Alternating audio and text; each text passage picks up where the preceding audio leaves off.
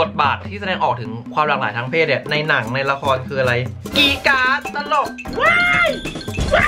อย่างเงี้ยไม่เคยได้บทที่เป็นคนปกติหรือว่าอะไรอย่างฟุ๊กมีหนวดอะแล้วยังไงอะกูสวยอะแต่คนนึงอุ้ยขาวสวยตามที่ทุกคนมองว่าแบบนี้คือสวยกับอีกคนนึงผิวดำดังแหม่อะไรเงี้ยที่คนมองว่าแบบนี้คือไม่สวยคนไหนจะได้โชว์งานโรงเรียนฟุ๊กถามอย่างนี้เลยหน้าตาดีก็ได้ไปสิอะไรอย่างเงี้ยเนื้อปะหน้าแบบนี้นะดูแบบเกาหลีเฮ้ยเราต้องหน้ายังไงถึงดูหนังเกาหลีได้อ่ะเฮ้ยไม่ใครก็ได้ปะวะอะไรอย่างเงี้ยมันคือความชอบมันคือแบบรสนิยมมันคืออะไรเงี้ยตลกนะวันนี้ก็ตลกเข้าไปส่องแล้วก็เอาชีวิตเข้าไปแบบนี้นี่เองสวัสดีค่ะทุกคนสวัสดีทุกคนนะคะวันนี้เราจะมาแต่งหน้ากันค่ะทุกคนแต่ว่าไม่อยากให้ทุกคนออกจากคลิปนี้นะเพราะอยากให้ทุกคนนั่งฟังแล้วก็นั่งเมาท์มอยกันเพราะว่าเหมือนในช่วงเดือนนี้ 2-3 เดือนเนี้ยมันมีกระแสในเรื่องของ beauty standard ในเรื่องของความสวยความงามความแตกต่างความหลากหลายเกิดขึ้นมากมีการถกเถียงกันเยอะขึ้นอะไรเงี้ยต้องบอกว่าหลายคนเนี่ยที่แบบเจอผลกระทบในเรื่องของ beauty standard เนี่ยเครียดไม่กล้าเจอคนไม่มั่นใจหลายอย่างเลยวันนี้เราจะมานั่งพูดคุยกันคือต้องบอกก่อนว่าฟุกไม่ได้แบบว่ามีความรู้เลยมากแต่เรามาพูดถึงในมุมมองของแบบชาวบ้านน่ะอย่าแก้วยาคำคุยกันว่าแบบว่าความสวยสรุปแล้วเนี่ยอะไรคือสวยอะไรคือไม่สวยอันนี้เปิดประเด็นไว้ก่อนนะที่เพิ่งมาด่ากันนะฟังก่อนจะบอกว่าฟุกเนี่ยคือ1คนที่ไม่ตรงกับ beauty standard นะฮะทุกคนเพราะว่า beauty standard เนี่ยไม่ใช่แค่ความงามของผู้หญิงนะไม่ใช่ความสวยของผู้หญิงใช้ได้กับทุกอย่างเลยก็คือเหมือนเป็นมาตรฐานที่คนกลุ่มนึงนะไม่ใช่ทุกคนนะตั้งขึ้นมาหรือมองขึ้นมาว่าแบบเนี้ยคือถูกต้องแบบนี้คือดีเปิดแบบนี้เลยไหนลองพื้นจะบอกว่าเราก็ไม่รู้เหมือนกันนะว่าคนกลุ่มเนี้ยเขาเอาอะไรเป็นเกณฑ์ว่าแบบว่าอันนี้คือสวยนี่คือไม่สวยนี่คือหล่อนี่คือไม่หล่อเขาใช้เกณฑ์อะไรกันวะเนี่ยผมไม่ทราบแต่คิดว่ามันคือรสนิยมที่มันต่อกันมาเนื้อมาเขาแบบสมมตินะจะบอกว่าทุกอย่างเนี่ยมันเกิดจากครอบครัวก่อนนะเกิดจากการที่เราจดจำถูกปลูกฝังมาตั้งแต่เด็กอะไรเงี้ยฟุกคือคนที่มองว่าคนขาวคนหน้าเรียวคือสวยนะฟุกก็จะบอกพี่น้องคนนั้นสวยเนาะดูคนนี้ที่สวยมากเลยหน้าเรียวมากเลยอ่ะคนนี้ขาวเนาะทำไมเราไม่ขาวอย่างนั้นวะพอเราพูดอย่างเงี้ยบ่อยๆน้องก็จะจดจำในเรื่องของแบบว่าต้องขาวต้องหน้าเรียวอะไรเงี้ยมันก็เป็นสิ่งที่แบบสิ่งแวดล้อมหรือเพื่อนหรืออะไรก็ตามที่เราต้องได้ยินตลอดจนมันจดจำจนมันอะไรเงี้ยแต่จะบอกว่าณตอนเนี้ยปัจจุบันโลกเราไปไกลมากๆแล้วประเทศเรามันค่อยๆอาจจะช้าแต่แบบอันนี้ไม่พูดถึงการเมืองนะเพราะว่าถ้าการเมืองเนี่ยเต่า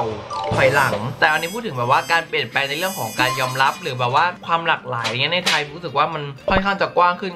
เรื่อยๆอะไรอย่างเงี้ยอีกอย่างนึงในทีวีในสื่อเนี่ยสำคัญสุดเพราะเราต้องเห็นตลอดว่าจะในโทรศัพท์หรือในหน้าจอทีวีหรือก็ตามที่เป็นดาราหรืออะไรเงี้ยส่วนใหญ่คืออะไรสวยขาวต้องขาวแน่ๆหน้าเนียนจมูกแบบนี้ปากแบบนี้อะไรอย่างเงี้ยมันจะถูกปลูกฝังถูกจดจำมาตั้งแต่เด็กเหมือนตอนเราเรียนหนังสือเราโตมากับ2เพศเราโตมาแค่เพศหญิงเพศชายอะไรเงี้ยแต่ถ้าเราเจอแบบว่าคนเราเนี่ยมันมีหลายแบบนะมีความหลากหลายหลายอย่างนะเด็กคนนั้นหรือเด็กกลุ่มนั้นก็จะแบบไม่มานั่งโฟกัสว่าคนนี้หญิงชายถ้าลักษณะไม่เหมือนหญิงชายก็คือตุ๊ดจะโดนล้อว่าตุ๊ดอะไรเงี้ยมันก็จะไม่เกิดเหตุการณ์แบบนั้นขึ้นเพราะว่าอะไรเพราะคำถามเด็กป .1 ป .2 ป .3 ก็คือคนไหนแสดงกิริยาไม่เหมือนผู้ชายอะไรเงี้ยเพราะนั้นมันเกิดความแบบคือการศึกษาไทยด้วยคือหลายๆอย่างผมพูดเลยว่าหลายๆอย่างแบบว่าแต่สื่อก็ยังไม่ได้แบบทำหน้าที่ตรงนั้นอย่างแบบเต็มที่เนอะไหมเอาง่ายๆยกตัวอย่างการเป็นความหลากหลายทางเพศอย่างฟุกเองเนี่ยบทบาทที่แสดงออกถึงความหลากหลายทางเพศเนี่ยในหนังในละครคืออะไรกีการ์ดตลกว้ายอย่างเงี้ยนึกออกไหม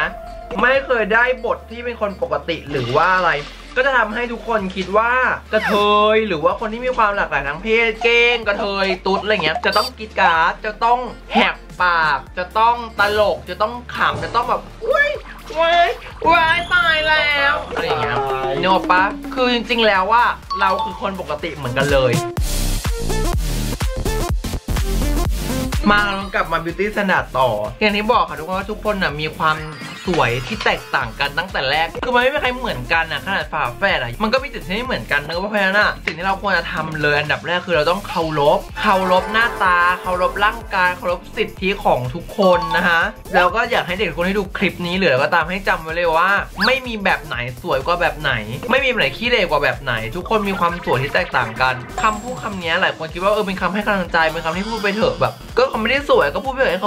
เขาสบายใจขึ้นแต่จริงๆไม่ใช่นะคะแต่อย่างที่บอกล่าสุดฟุกดีใจมากที่แอนชิลีมงทำให้ beauty standard ในเรื่องของรูปร่างเปลี่ยนไปอย่างฟุกมีหนวดเนาะปะมีหนวดแล้วยังไง กูสวยอะก็เราจากบ้านไหนยืนส่องกระจกไปเลย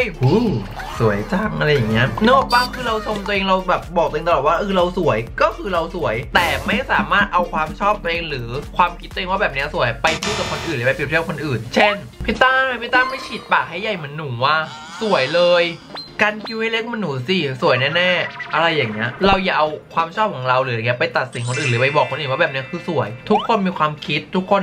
มีความชอบของตัวเองว่าแบบไหนที่เขามั่นใจอะไรที่เขาชอบนะฮะสิ่งที่ตามมาต่อจากการที่ไม่ตรงวิธีศาสตร์คืออะไรการบูลลี่คือมันย้อนกลับไปหลายๆอย่างตั้งแต่พวกเพลงหรืออะไรอีดำมีอะไรเงี้ยใช้ล้อจากคนที่แบบไม่ได้ขาวอะแต่คนที่เป็นผิวขาวเราจะไม่เคยถูกล้อไม่เคยถูกอะไรเลยนึกออกไหมแล้วพอมันมีวิธีศาสตร์เนี่ยมันก็จะเกิดอะไรรู้ป่ะทุกคน beauty privilege ก็คือฉันไม่รู้หรอกว่าความสามารถอะจะต่างกันมากแค่ไหนแต่คนนี้สวยกว่าคนนี้ได้มี2คนลองได้แบบใกล้ๆเคียงกันพอกันแต่คนนึงอุ้ยขาวสวยตามที่ทุกคนมองว่าแบบนี้คือสวยกับอีกคนนึงผิวดำดังแหม่อะไรเงี้ยที่คนมองว่าแบบนี้คือไม่สวยคนไหนจะได้โชว์งานโรงเรียนพูดอย่างนี้เลยนี่คือ beauty privilege ก็คือหน้าตาดีก็ได้ไปสิอะไรอย่างเงี้ยเนื้อปะมันเลยตามมาแบบนั้นแต่ถ้าเราอะไม่มี beauty standard และยอมรับความแตกต่างอะทุกคนจะเท่าเทียมกันและไปวัดกันที่ความสามารถของใครคนนั้นนึกออกไหมและทำไมฟุกถึงทำหน้าทำไมฟุกถึงทำนู่นทำนี่ก็เพราะว่าฟุกมี beauty standard ในใจของฟุกว่าฟุกอยากจะทำแบบนี้แล้วฟุกจะมั่นใจขึ้น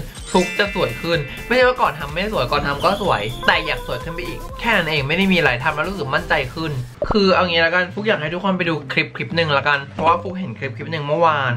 นหรือวันซืนนี่แหละต้องบอกมันไม่ได้ขายของนะมันพูดถึงความหลากหลายไม่ว่าจะเป็นโหนกใหญ่คิ้วขนน้อยถ้าไม่มีคิ้วปากใหญ่หรือคนตาตีที่ไม่มีชั้นตาอะไรเงี้ยก็จะถูกบอกว่าเนี่ยทำตาแล้วจะสวยปากใหญ่เนี่ยปากเล็กแล้วจะสวยนะไปเขียนปากใหญ่ขนาดนั้นได้ยังไงมีความแตกต่างความหลากหลายมากขึ้นอยากให้ทุกคนได้ไปดูคลิปนี้นะฮะมากๆเลยฟุกเชื่อว่าคนที่ดูคลิปนี้หลายๆคนอ่ะจะมั่นใจในตัวเองมากขึ้นคือมันมีคนหนึ่งอ่ะโหนกใหญ่แต่เขาก็ไม่สนใจเขาเฉดดิ้งให้โหนกมันชัดให้กรามมันชัดก็เชิดไปเลยสิคะพูดกันได้แบบไม่อายนะฟุกไม่ได้มาขายของอะไรแต่อันเนี้ยจัดทำโดยมิดทีนนะคะแต่เขาไม่ได้มาขายของฟุกจริงๆว่าฟุกไม่ได้มาขายของอะไรเลยแต่อยากพูดถึง beauty standard แล้วก็พูดถึงคลิปของคลิปนี้เพราะไม่น่าสนใจจริงๆ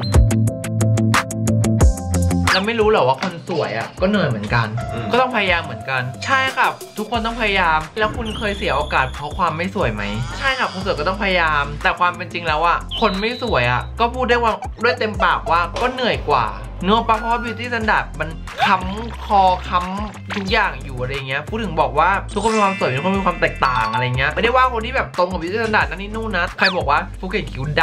ำได้ค่ะไม่ได้จะลบนะฮะจะเติมให้มันดำขึ้น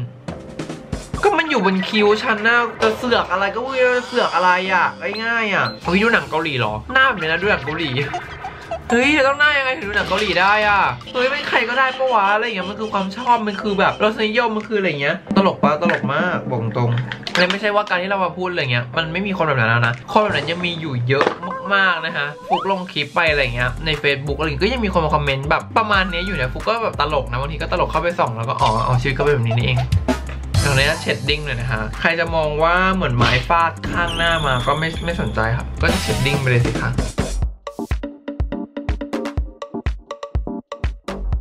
ถ้าคุณไม่ได้ชอบการแต่งหน้าแบบเราก็ไม่ต้องดูแค่นั้นเองนี่สวยอะเห็นไหมเราชมตัวเองอะเราก็เป็นพลังงานดีๆให้กับตัวเองแล้วว่าใช้แป้งตัวเองนะคะในการลงใต้ตาทุกคนคะต่อไปทาลิปนะฮะคนจะบอกว่าปากใหญ่มากเหมือนอะไรนะนี่นู่นได้ค่ะ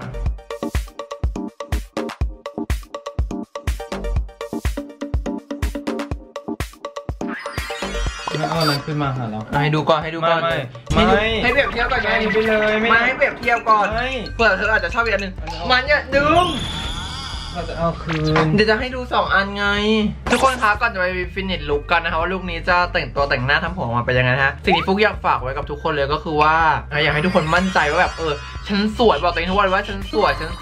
ที่ฉันสวยเพราะฉันแตกต่างจากทุกคนนะคะแล้วก็อยากให้ทุกคนมองทุกคนว่าทุกคนเป็นคนสวยเป็นคนหล่อทุกคนมีความแตกต่างของตัวเองนะคะฝากไว้ด้วยนะคะ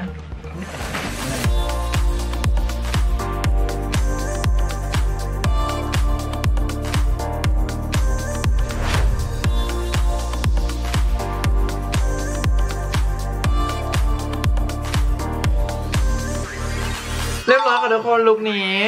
หนูว่าทุกคนจะชอบนะคะก็ยังไงอย่าลืมไปดูคลิปโฆษณาตัวนี้กันนะคะของมิทีนดีมากๆพูดถึงเรื่อง beauty standard จริงๆและคลิปนี้ตอบโจทย์จริงๆอยากให้ทุกคนดูแล้วก็ทุกคนจะได้มั่นใจมากขึ้นว่าตัวเองเนี่ยสวยทุกคนมีความสวยเป็นของตัวเองนะฮะแล้วก็ใครดูแล้วเป็นไงบ้างก็เมนบอกนะนะคะสำหรับคลิปนี้ใครชอบอย่าลืมกดไลค์กดแชร์ที่นี่มากกดติดตามเท่านี้มากว่าสิ่งเก่งๆทั้งหมดเลยค่ะในที่พอตัวก่อนนะคะบ๊ายบายกระเทยต้องเป็นยังไงโยชิหรอถึงจะเรียกว่าสวยอันนี้ผมไม่ได้ว่าโยชินะเพราะว่าโยชิอ่ะก็คือเขาเป็นแบบนั้นอยู่แล้วอ่ะนึกออกปะแต่ทุกคนไปจำกัดภาพว่าแบบว่าการที่เราจะเป็นคนสวยการที่เราจะแบบว่าเป็นกระเทยที่สวยคนที่เราอยากจะเป็นกระเทยแบบตอนนี้ที่เป็นต้นหัวโปกอยู่อยากจะเป็นกระเทยอะไรเงี้ยฉันต้องเป็นแบบโยชิเท่านั้นฉันจะสวยทุกคนถึงจะยอมรับฉันอะไรเงี้ยเพราะว่าอะไรเพราะมันถูกปลูกฝังมาแบบนั้น